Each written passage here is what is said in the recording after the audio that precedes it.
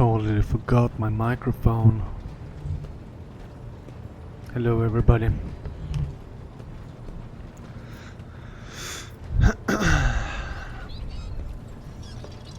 Okay, let's see here.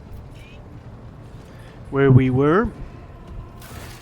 We just left the planet after that super long situation down there.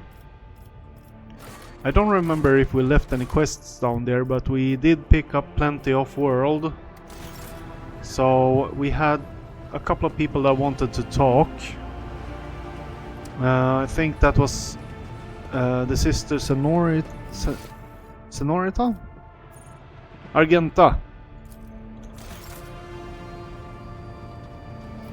Oh, that's the sister chapter.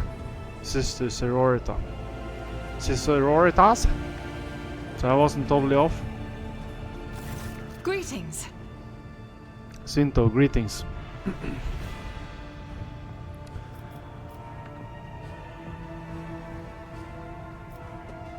I'm waiting for you to tell me about your past and explain the strange word that cultist on Footfall. Yes, I'm ready. I would ask only one thing of you, rogue trader. If I may, I would like to see the chamber of the sacred warrant and kneel before the relic touched by the Emperor himself. A difficult conversation lies ahead of us, and I wish to pray by the relic before I lay my soul bare. Okay, I do trust her. She is like a devotee of the Emperor, so let her begging for the paper.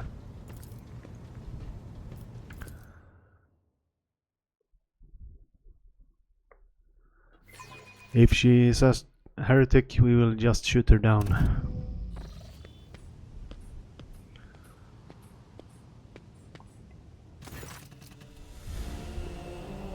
Argenta drops to her knees and her hands making the sign of the Aquilia.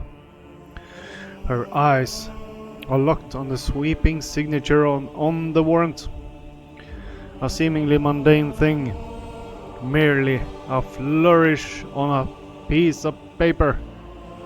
Unless one knows whose hand left that mark and whose blood is on that paper.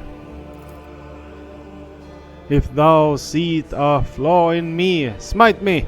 If thou knowest a fall of mine, burn me with flames of fury and righteousness. But if thou seest a light in me, grace me. If thou hearest my plea of mine, bless me with wrath of fury and of righteousness. Argenta's voice is sonorous, as if made from singing hymn and prayers. But now she cannot seem to catch her breath, so overwhelmed with emotion is she. For I breathe by the will of thine, for I live by the law of thine. I carry thy word, O Emperor. I bring solace to servants of thine, and ruin to the foes of thine, a fate of terror and righteousness. Upon finishing her, she closes her eyes and she closes her eye and remains silent for a long time. With her head raised high, slowly, like the first flick of flame in a campfire, a smile blossoms from her lips.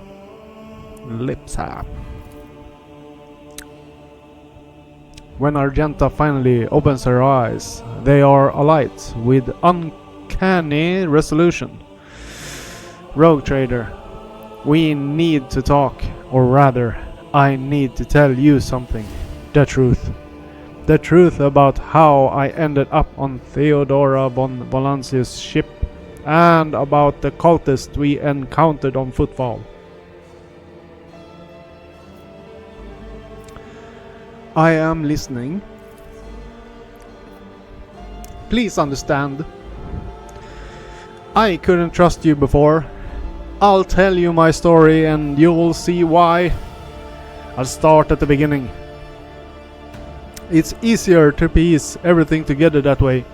Upon arriving in the expanse and on footfall, I found no purpose here, only torment. I wasn't needed. The reliquary I had been assigned to safeguard was already well protected by the Reverend Hieronymus mission, and no one was even trying to defile it. For all its lawlessness, Footfall respected the worship of the Emperor. That was when Lady Theodora, head of your dynasty, appeared. She became an agent of divine will in a way. It was from her that I learned about a planet recently discovered by her scouts, Sales Prime, for a rogue trader. The planet was of little interest, a feral world away from the convenient warp routes. But for me, learning about its existence was a revelation.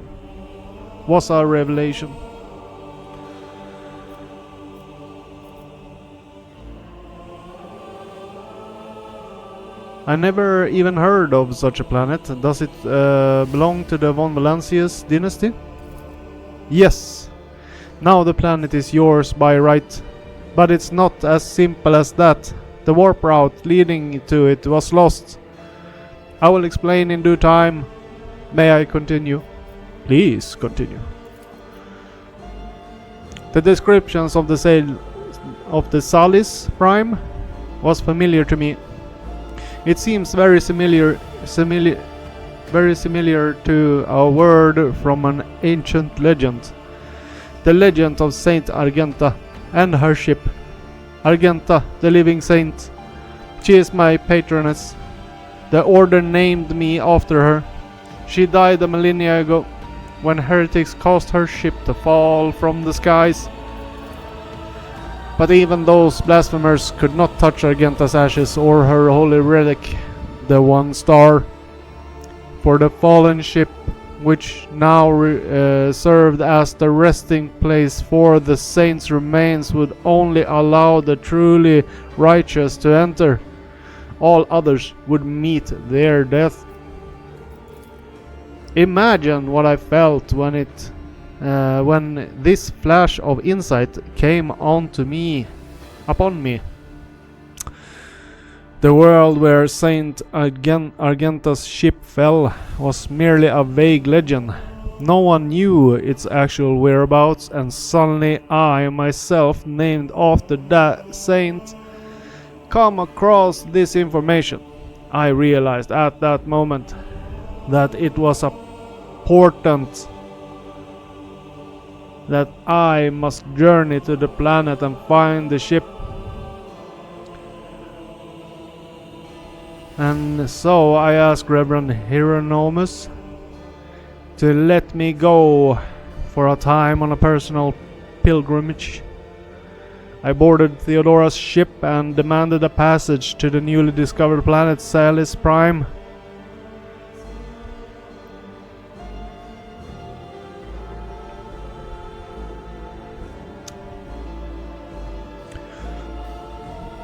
Why did you keep your supposition from the Reverend Hieronymus? Surely he could have helped you with the research for the ship and the saint's remains. I couldn't just come out and tell him. It was a portent revealed to me personally, can't you see? I told Reverend Hieronymus the honest truth, that I was going on a personal pilgrimage to embolden my spirit. It really was a pilgrimage. It was as if Saint Argenta herself had shown me the way, commanding me to undertake this trial. If I had found the ship and set foot on its decks, If I had laid my hand on her remains and the relic, it would have been a sign that I truly have been blessed with the saint's favor.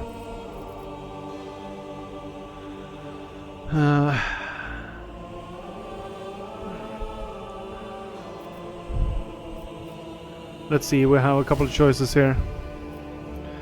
Your actions were driven by hubris, Argenta. It's not as if you wanted to keep your discovery all to yourself. That's understandable. Searching for your destiny, for your place in the world, is a special matter, a personal one. You either succeed at it or you don't. Irresponsible. If you were the only one who realized what you were dealing with once the planet had been described to you, then this secret was yours and for no one else's. As is the description of what to do about it. Yeah, we're supporting her.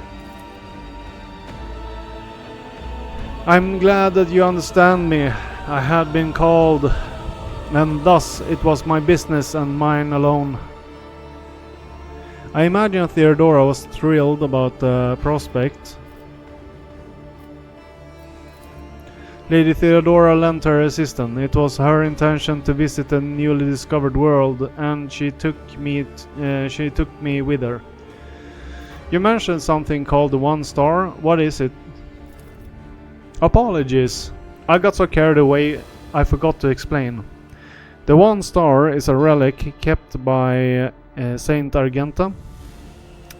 I belong to the order Pronatus, and we attach particular significance to holy relics.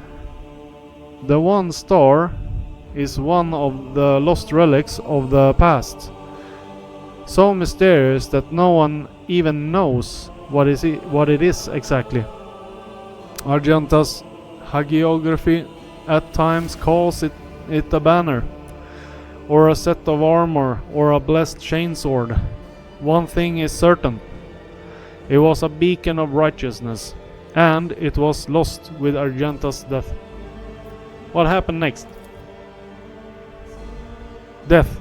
Defeat. Almost the same thing. The ship's augurers failed to detect anything of note during the orbital scanning. I was expecting this, though. According to the legend, the ship was can conceal itself from the naked eye, and only a pilgrim guided by a pure heart can find it. What I didn't expect was an ambush waiting for us on the planet. I landed here with a small unit provided by Theodora. I know Saint Argenta's hagiography by heart.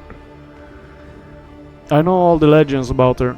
I followed their obscure clues, the descriptions of mountains and rivers from millennia-old tales, and I was certain that I had found the way to the ship. And that's when we were attacked. The words we heard in the heretics' shine on footfall, something about ways, doors, please, addressed to some lord, the edge of the daybreak. They were the same words as those spoken by the cultists who attacked us on Salis Prime. My whole unit perished. All those honest, brave people I had led to search for the relic. It was only by miracle that I didn't perish along with them. I didn't connect these events at first. The cultists on Footfall, the cultists on Salis Prime, the cultists attacking the ship, and Conrad's betrayal. What if these are all links in the same chain? What if they've long since infiltrated the ranks of Von Valancia's servants? What if I led those heretics to the sacred planet with my search?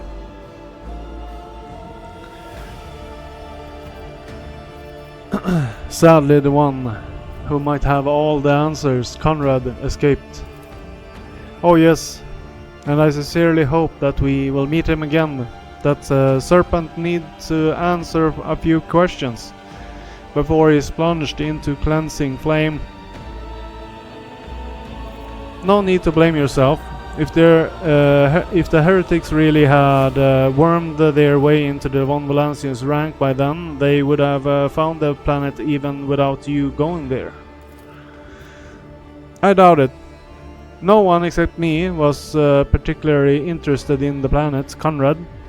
On the other hand, he sympathized with me when I first came aboard. He helped arrange an audience with Theodora and supported me in my effort to visit the planet.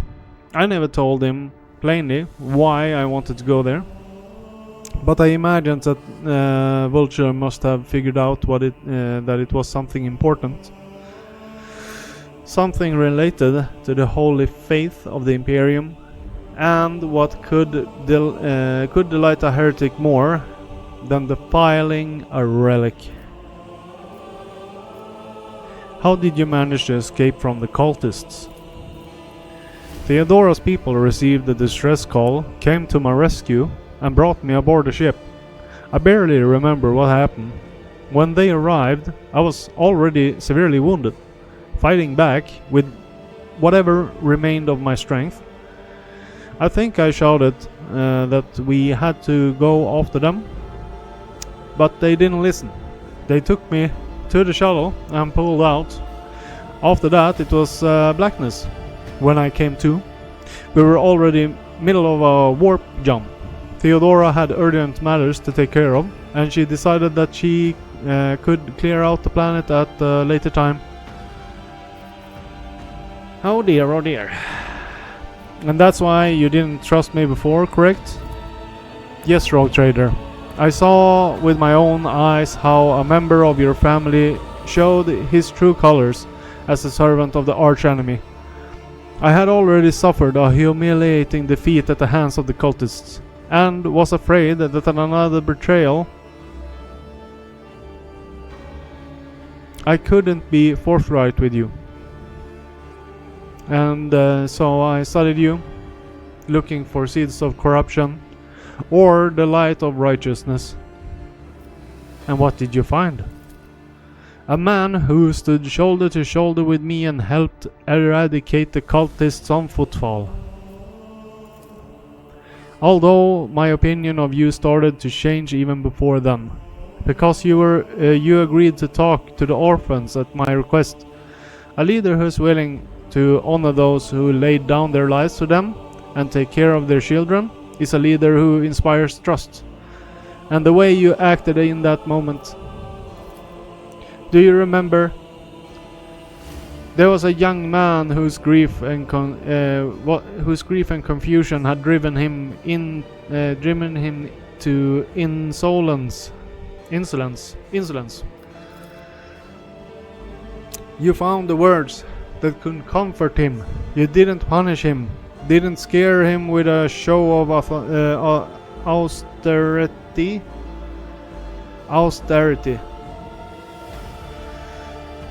You even admitted that you are not all powerful. It surprised me. I even saw it as a weakness at first, but after giving it some thought, I saw the wisdom in it. The way you openly addressed the thoughtless boy does you credit, Rogue Trader. So just to clarify, you were wounded, so you never found Saint Argenta's ship, is that right?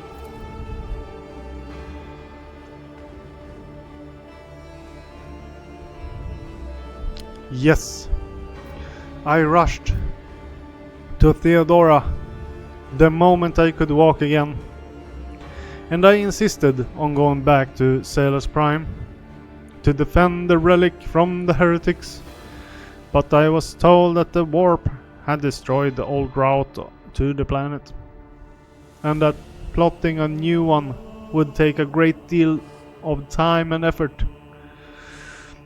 As if there could be anything more important than protecting the faith and hunting down the servants of the arch enemy. In any event, their route was lost, and all knowledge of it died in the attack on the ship along with the old navigator. But now we have a new lead, the data that we collected in the cultist shrine on Footfall. I don't care what that reprobate we executed said. There must be a way to track him down. Tell me, Rogue Trader, will you help me in this undertaking? Will you help me to find this great relic and in return to the people of the Imperium?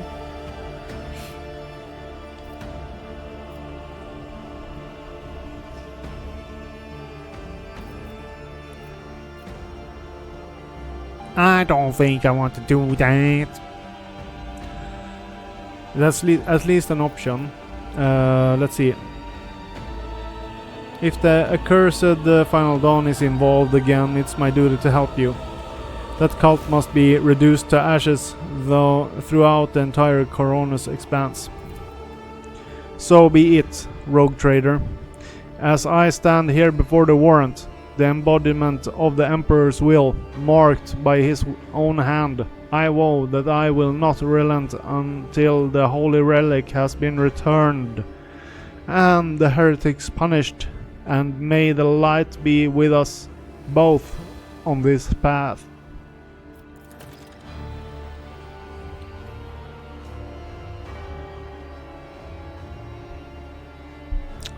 Heavy dialogue.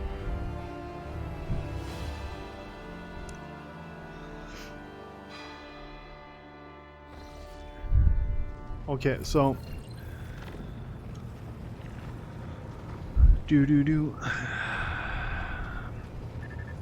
Voidsman got Henrik's.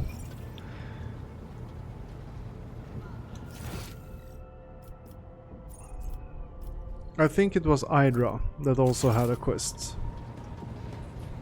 It was 2 of the companions. Let's see if it's her. When Idra sees you, her lip curves into a smile, and she nods at something over your shoulder.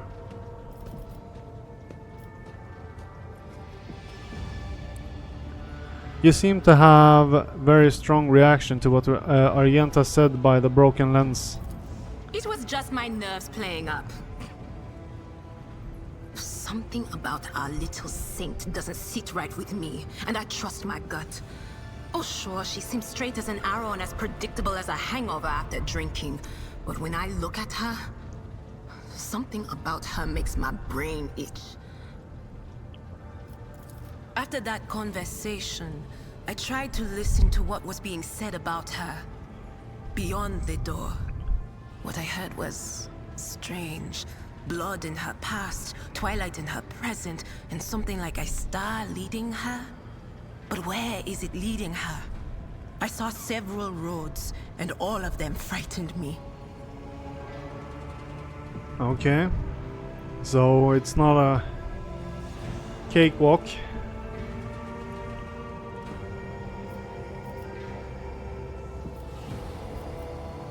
And what does it all mean? If I knew, I would have told you. Hearing things clearly requires cooperation from the other person, you know. But that cobra just hisses and spits its venom at me. I don't trust her one bit. Do you think I should keep an eye on her? It certainly wouldn't hurt.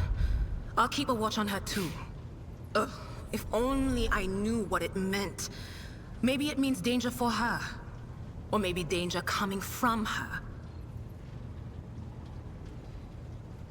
Okay, so it can be... Yeah, she can't tell if she's the danger or if danger is coming for her. So, in that regard, we can't trust the holy instinct. We'll just have to deal with whatever happens.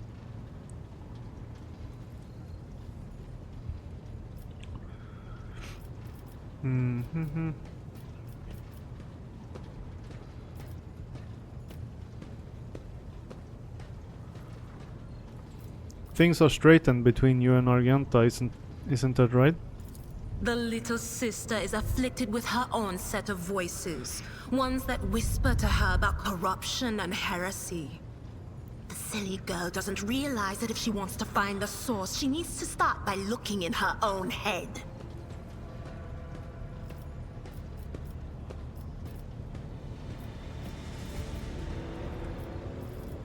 I must take my leave.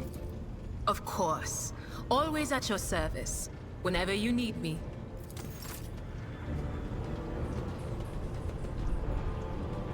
Good day, heretic.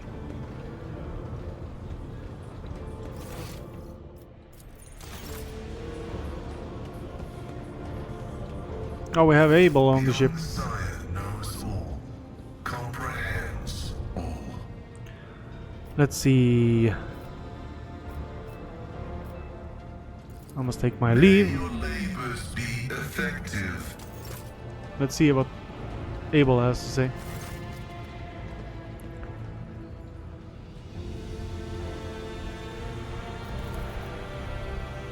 The Omniscience knows all, comprehends all.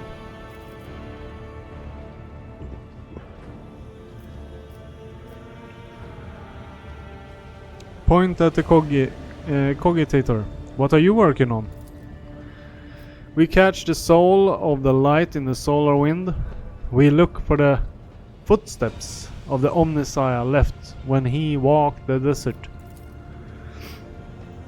This is the oniromantic computation procedure. The depersonalized minds of these machine servants are in a data dream, processing enormous array of assorted data and aggregating them. Virtually all results of such synthesis are scrap data, but occasionally we have noted coincidence whose exactness defy logic.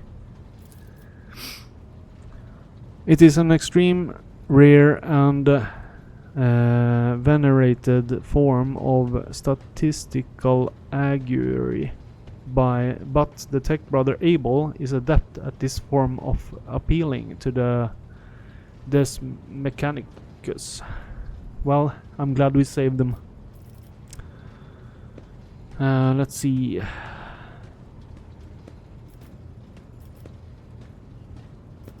Let's use our perception. You notice a certain repeating pattern in the scrolling columns of runes. You may not know what they mean, but you clearly see, or rather sense, their similarities. You point this out to Abel, making his face light up with joy. A crystal is exercised in clear water. Deviation from the cycle's trajectory has been increased, as was Amaranth's wish. Abel lowers his head, and his Vox synthesizer broadcasts a binaric hymn you do not recall having heard before. Its sounds is full of vibrant energy, and its precise rhythm is nothing short of pleasing to the ear, a rare thing for the language of the Adeptus Mechanicus. Tech brother Abel has dedicated a lesser area to you. The piece is distinguished by high degree of acoustic harmony, and is fit for use as a model, auxiliary identifier, or epithet.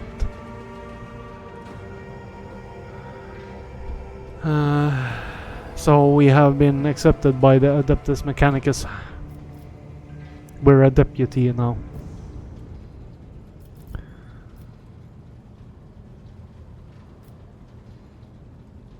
Bow to Abel, I thank you for the generous gift. The gift is disproportionate, but it does signify a personal affinity. inspect the sacred machine. The hair has been removed from the servitor's head. Their bulky cerebral augmentics cover their skulls like helmets.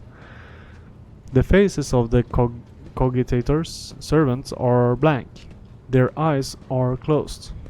Their lips are increasingly whispering what sounds like gibberish. Hundreds of lines of symbols containing information scroll down the cogitator's windscreen. Abel Hanuman peers at it with vocarious interest, in sharp contrast to his unusual placidity.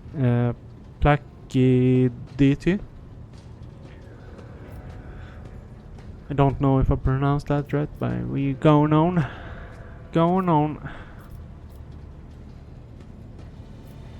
What do you know? Why do you do it? It is how we execute the quest of knowledge, in the hopes that the machine god grants us the epiphany, so that we may discern a logical connection in a mass of absurd data, which will propel our comprehension forward. My interest in this subject has been exhausted. Abel goes back to intently watching the calculations, his eyes alight with curiosity.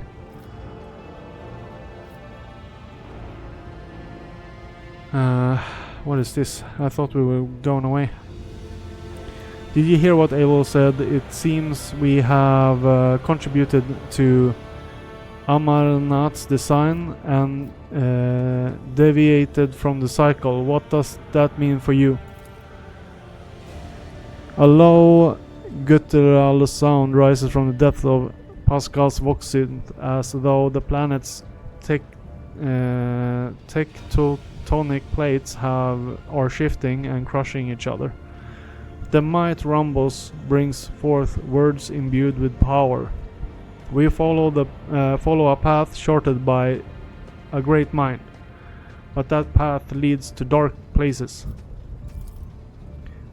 The cycle has the advantage of predictability.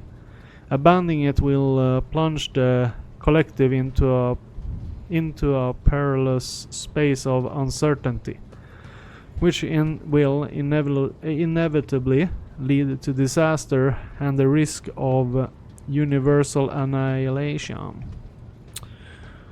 The doctrine of discounting the cycle may herald good things to come, or it may be a death sentence. Only the Omnissiah knows all and comprehends all. Others are mere prophets, who interpret his wisdom as far as their own comprehension permits.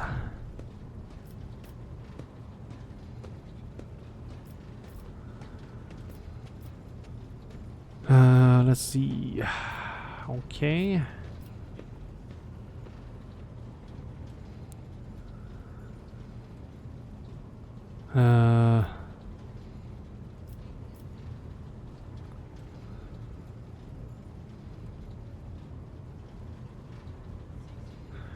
As flawed as the status quo is, it has helped us survive from the past 10 millennia. Therefore, it is effective. The 13th universal law attests to the truth of your words. The knowledge of the ancients is above questioning. However, drawing the line between the ancients and the fallible ones who followed in their footsteps is no easy task.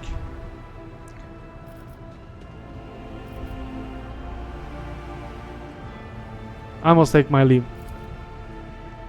I am glad to see you.